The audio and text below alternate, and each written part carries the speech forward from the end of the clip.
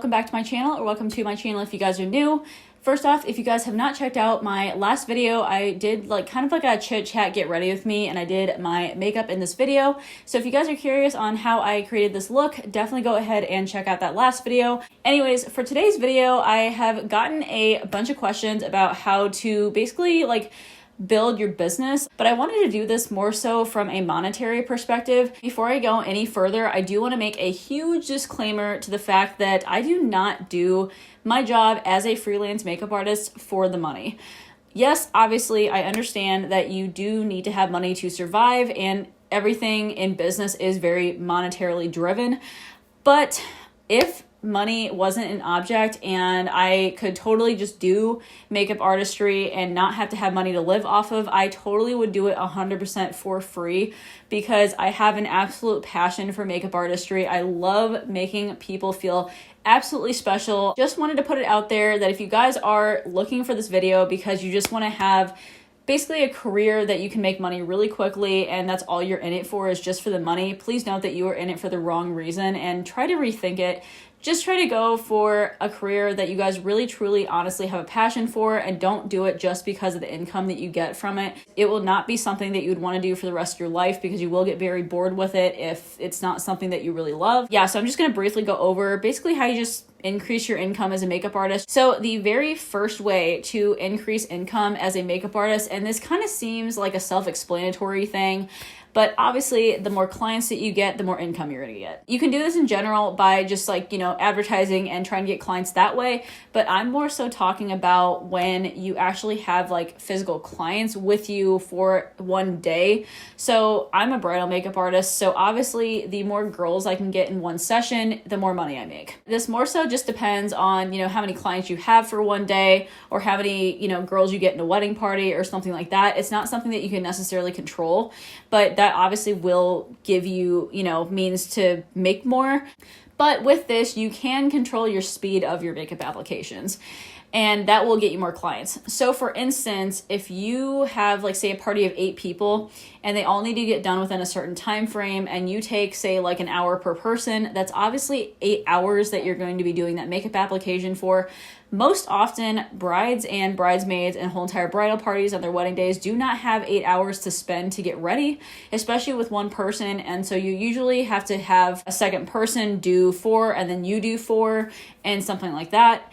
But if you're quick enough, then sometimes you can kind of shorten all those applications down to the point where you can do all 8 people. So if you increase your speed as a makeup artist and can do applications faster, you can obviously take more people, and that will result in more income. Next part is basically to be more active on social media. So this is one of the things that people nowadays kind of just have to adapt to as a business owner. Social media is a huge powerhouse when it comes to your presence as a business owner. So the more social media platforms you're on, the more business you're gonna get, and that's just what it is. For instance, I have my Facebook, the regular one. Then I have a business page on Facebook. I have a personal and a business page on Instagram.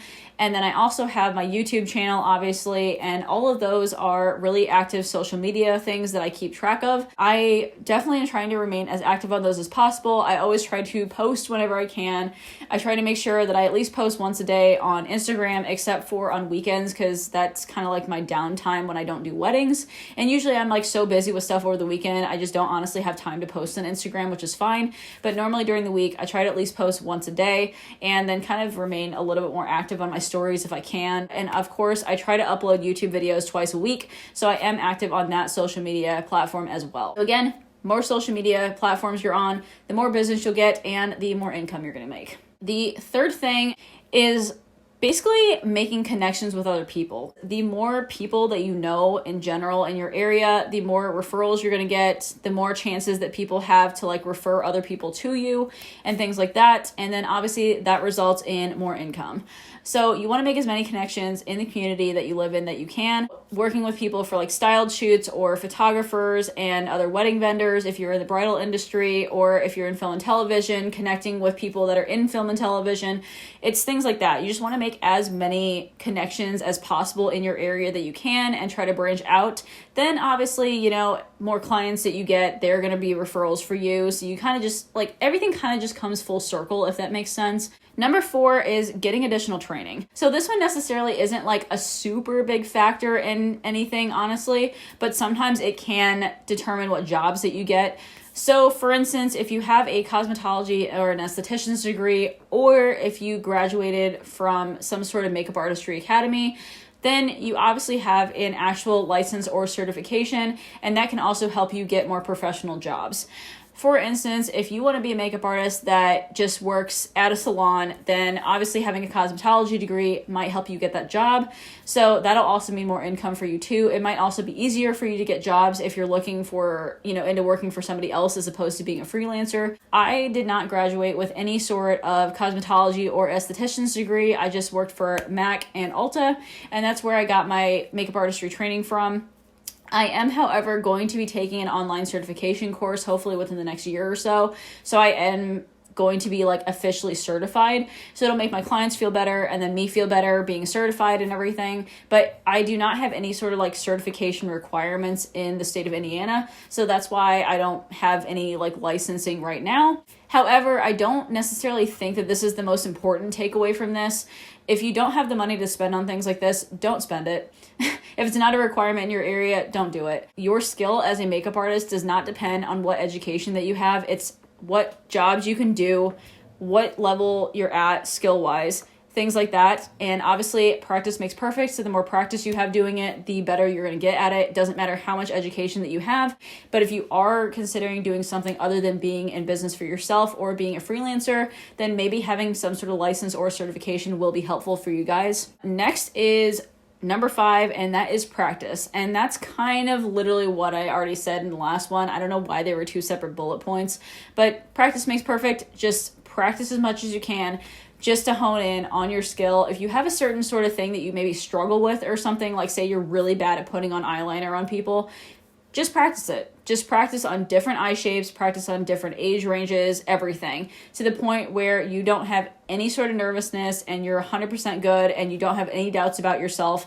And that will take a very, very long time, by the way. Just make sure that you hone in on that skill. And that's also why I take models every once in a while, just so I can better adapt myself and everything and just kind of get a better skill set on myself, because I definitely want to improve the things that I'm not the best at so I can be like a well-rounded makeup artist. You know what I mean? Okay, number 6 is improving your portfolio.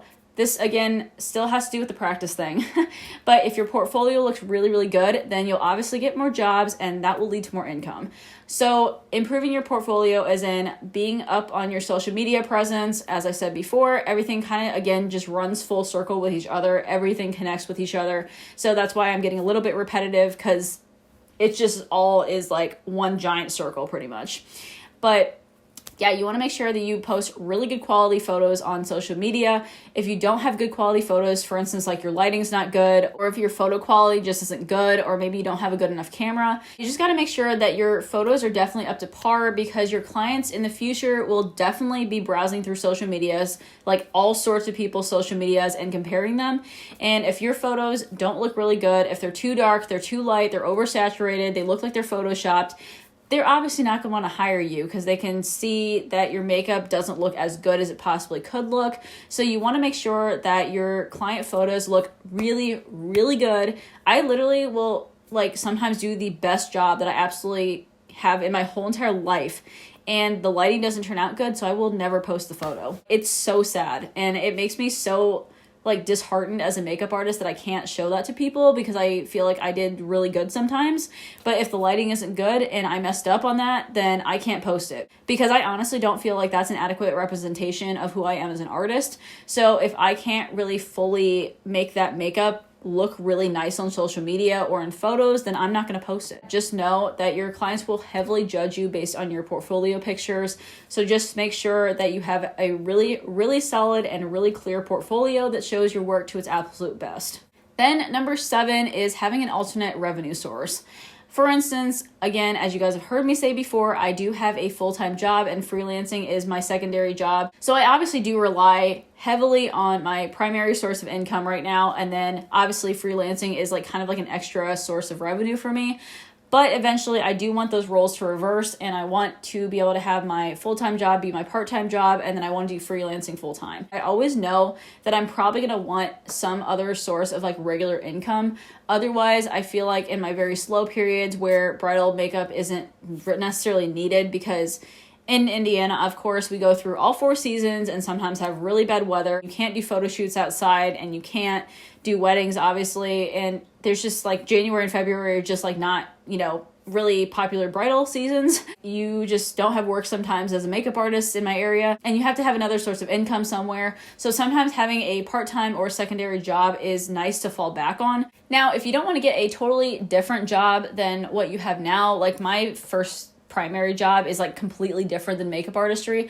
But if you still want to have a secondary source of income and still want to kind of stay within the makeup realm, then I do have a couple of suggestions for you guys. And first off, I know that COVID's a thing, and a lot of people are still really, really hesitant about hiring a makeup artist to do things because of the hygiene aspect of it and just having like people in close proximity with them, which I totally 100% understand. So now people, as makeup artists mostly, are doing either Zoom calls or Skype meetings or something like that, and they're doing online makeup courses for people. So you can either do online makeup courses, doing what I do and teaching other makeup artists how to be makeup artists, or you can also do makeup lessons online, as in you're teaching individuals how to do makeup on themselves. So it's basically kind of like an in-person lesson, but just online, and they can do it with their own products that they have and everything like that. So that could also be another revenue stream that you could start charging for, is makeup lessons.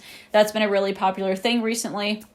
The other thing you can do is also sell retail items. Some makeup artists that I follow have created their own makeup lines, and they started selling like lip glosses, eyelashes, etc. And they've sold their merchandise to other people, or they're also just maybe selling like t-shirts, hats, sweatshirts, whatever, things like that. Kind of like a YouTube merch sort of situation. So by doing that, your customers are supporting you as a makeup artist and just a business owner in general. And then you yourself are actually making a secondary income from that as well, because you're selling products to somebody.